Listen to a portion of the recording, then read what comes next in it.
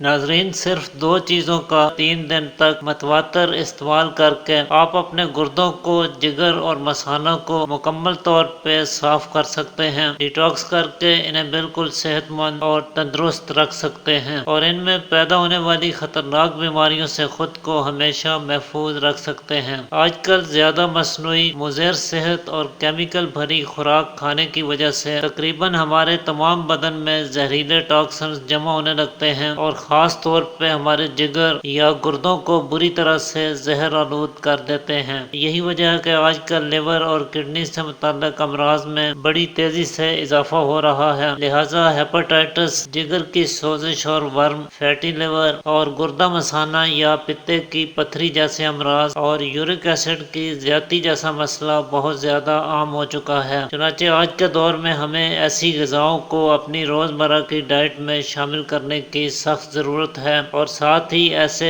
گھریلو نسخہ جات کو بھی کچھ عرصے کے بعد استعمال میں لاتے رہنے کی ضرورت ہے، جو ہمارے گردوں اور جگر کو ان بیماری پیدا کرنے والے فاضل مادوں سے پاک صاف کرنے میں مددگار ثابت ہو سکیں۔ تو آج کا نسخہ اس مقصد کے لیے بے حد مفید اور مؤثر ثابت ہونے والا ہے۔ ساتھ ہی جگر مثانہ کی زائد گرمی کو کنٹرول کرنے، پیشاب کی جلن کو دور کرنے، گردہ مثانہ کی سوزش اور قطرہ قطرہ پیشاب آنے کے لیے بھی یہ نسخہ بہت فائدہ مند ثابت ہوگا۔ ہاتھ پاؤں جلتے ہوں تو یہ مسئلہ بھی اس کے استعمال کرنے سے حل ہو جائے گا۔ ایسا بہترین نسخہ شیئر کرنے پر ایک لائک تو ضرور بنتا ہے، اس لیے جلدی سے ویڈیو کو لائک کر دیجئے، کیونکہ آپ کے ایک لائک سے، آپ کے پیار سے ہماری حوصلہ افزائی ہوتی ہے۔ تو ناظرین، اس کے لیے آپ نے مغز تخم خربوزہ یعنی خربوزہ کے بیجوں کا مغز 1 چمچ کی مقدار میں لینا ہے۔ یہ آپ کو کسی بھی پنسار سٹور سے بآسانی مل جائے گا۔ خربوزہ کے بیج سوزاک، یرقان، پیشاب کی جلن، پیشاب کی نالی میں سوزش،